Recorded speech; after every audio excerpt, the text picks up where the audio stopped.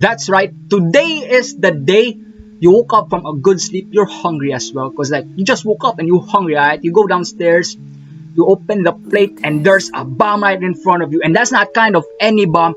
That's the Woj bomb or the Shams bomb, because today is the first day of free agency, and it was good. What's good, everybody? Winew in the building, and today we are going to recap some of the things that happened in the first day of free agency and see if those things were good and see if those things were bad. Alright, so everybody, welcome to the recap.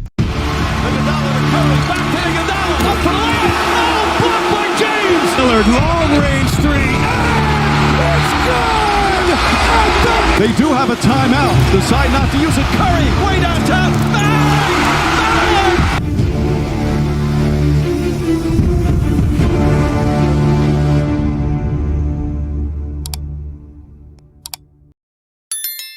First things first, Chicago, home of CM Punk, home of AEW Rampage. You gotta watch out for those things, because CM Punk to AEW is confirmed. But yo, Chicago won in this free agency day number 1. They got Lonzo Ball and they got Alex Caruso. Those guards are players that they really need, because you know their star Zach LaVine doesn't have any defense, or is not well known for his defense. So they got a good defensive player in like Lonzo Ball, a player who got second all defensive team votes in Alex Caruso, who would really help their backcourt in defense. And those are things you really need if you want to, like, you know, go for a playoff run and or like for the season as well. And yo, these are signings that you wouldn't say like, yo, they are going for the championship right now. No, those are not those things.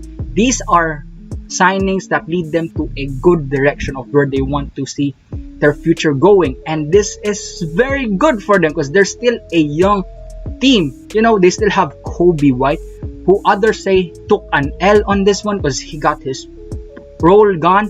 No, he is a shooting guard. His role isn't really a playmaker, it's really a scorer. So that really works for him, because Caruso could be there for him and he could be the one to score off the bench, and that's good for them. And yo, Chicago, yo, you took a dub on this one. They got good defense right now. They're still young. They can work on those.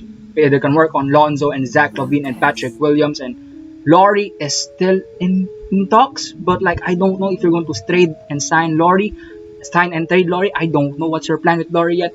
But yo, since you couldn't get Derrick Rose, which was something I hope that they could, you got Alex Caruso, and that's fun. That's very, very fun. Alright. So yeah, Chicago won this thing.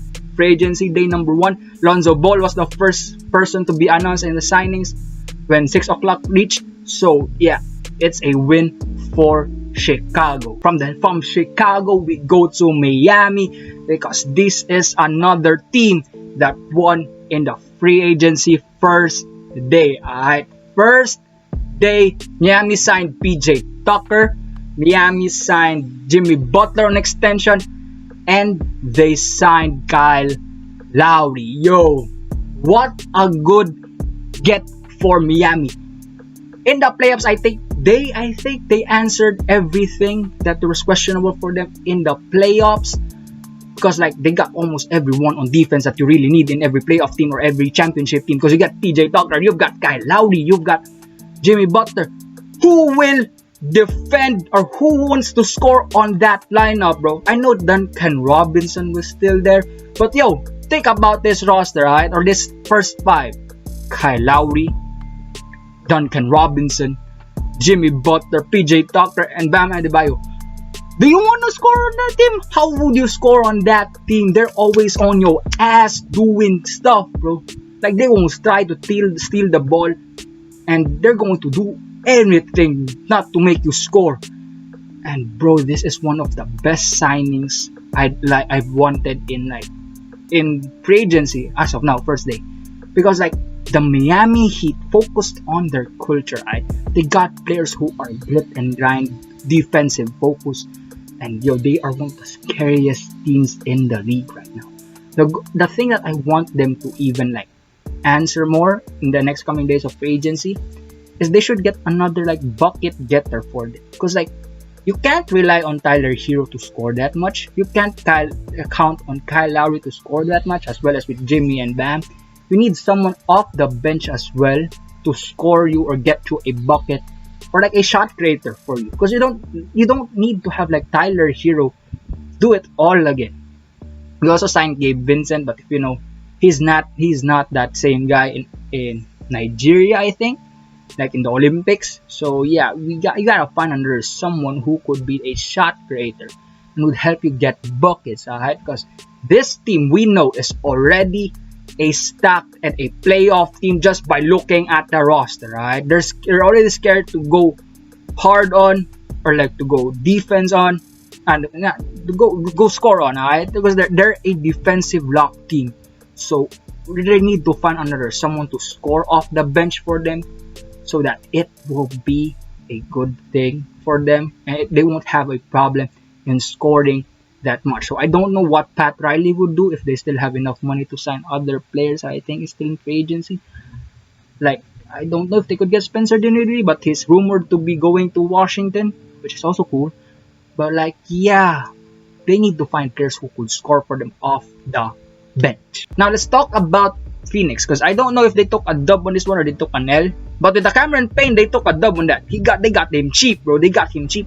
But yo, they signed Chris Paul 4 years, 120 million. What do you think about that? Because for me, it's like you sign players who are old. I think Chris Paul's like 36 or 35. I don't know. But like, I think this might be the last year of Chris Paul. Like the last remaining contract years of Chris Paul. And if they want to trade him in the future, they could do that because we know there's no more untradeable contracts in 2021 above.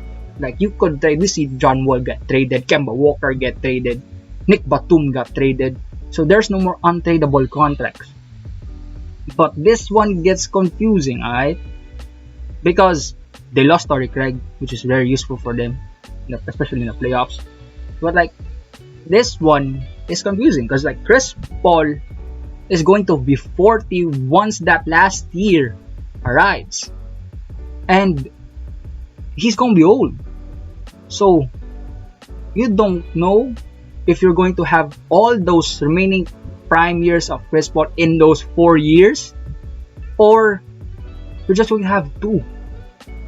Because like, it's like you're going to have, I might have the last remaining prime Chris Paul 2 years, and he's going to be trash because he's getting old at 40 at the last remaining years. We don't know about it yet, but that contract can still be traded in the next 2 years, after 2 years. But we don't know what their plan is. Right? I know their plan is going to run it back this year, which is still good because we're going to get a point guard and Chris Paul is still the same. I don't know after next season. I don't know 2 seasons from now. I don't know 3 seasons from now. So, we're going to see what happens. Right? We're going to see what happens. And I know this will be like a talk a lot, but like, yeah, we're going to see Chris Paul one more time. Just going to run it back this year. And we don't know what will happen. And I don't know if there's a winner or loss. But I'll just keep it in the middle. I'll keep it in the middle. Next, let's talk about an L team. A team that took an L on this one. It's the New Orleans Pelicans. Zion. They gotta think about Zion, but they gotta think about Zion. Because like, what they did was an L. They put it all over the media. They put it everywhere. Like, I wanna get Kyle Lowry. Kyle Lowry is my option. And if I can't get Kyle Lowry, maybe I might get Lonzo. But instead, they got Devontae Graham. Which is what? Huh? Because like, Vontae is good. He's good offensively. He's good. He's a bit playmaking as well. But he's good, alright? He's good. But you've got Kyra Lewis, who's getting better next season. Nigel Alexander Walker, okay? He's good as well. But like, Vontae though. Vontae, and I don't know what their vision looks like. I don't know what their plan is. But getting Vontae, I know it will help you in scoring, but in playmaking, you need someone better. You need someone better you could rely on to give Zion the ball. Because Vontae is not really a, passer. He's a scorer. He's a scorer. That's why when LaMelo came in Charlotte, he's been gone a bit. So, they gotta find someone to play make. I know they got Thomas Saduransky and Garrett Temple, and they be like, let's get another guard. I'm like, yo, what? What? So, yeah, I don't know what their plan is. I don't know what they would do. But, yeah, we'll see what happens. Alright, but Zion needs a playmaker. Let's talk about the Lakers. Alright. First things first, they're old. They're old. And it's not a bad thing because you're veteran, you know it. But they got everyone banned. They got the band back together from the championship run and some of the players before the championship. So they got Dwight Howard back.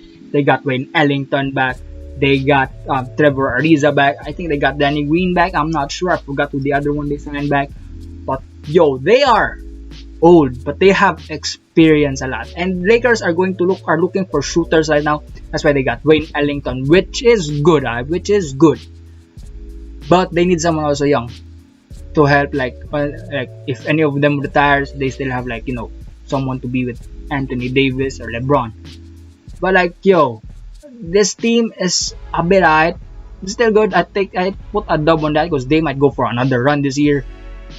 But Westbrook, we're gonna see his shooting back. They need to get shooters. That's it. They gotta get shooters. But as of now, I'm gonna put them in the W column. Cause that is a good thing. Alright. And they're good with shoot. They just will need shoot. Let's talk about Knicks. I put them mid or almost a bit of an L, but I put them in the mid. Alright. I think they wasted 183 million on players. They could use that money to get players next year. But look at this. Listen to this. They signed Alec Burks 3 years, 30 million. Nerlens Noel 3 years, 32 million. Derrick Rose, which is good, 3 years, 43 million. And Evan Fournier 4 and 78 million.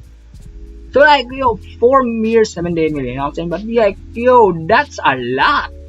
That's a lot of money that you could use to sign a next star next year. I know they try to get some people back, but that's a lot. And I don't know if that max cap don't work because if some players get the money, they're not gonna play anymore. But I don't know yet. But I don't know if they're going to do package deal to get another star player. I don't know what their plan is. But looking at it, if we're trying to get a player, that's a lot. Derrick Rose is alright, but others, that's a lot. That's very a lot. The Spurs, I put them in the L column. They could have used the money to get Laurie, but they used it on Doug McDermott. Not gonna lie, Doug McDermott is good. No hurting or no offense like that. But they could have gotten Laurie Markkanen, who is better than Doug McDermott. But they took on Doug McDermott. I don't know. I know he's a bug hit, but I don't know if that's a good thing. But yeah, that's an L for them, right? That's an L for them. So those are some of the signings and some of the major signings that happened in the first day of free agency. We still have a lot of players in the market, from DeMar DeRozan to Kawhi to Dennis Schroeder to a lot of players left, and a lot of players in the trade block, like Ben Simmons still in the trade block. So there will be a lot of players and a lot of things to see in the remaining days of free agents. And remember, it's still now day number 1, and we don't know what will happen next, maybe tomorrow or in the next coming days.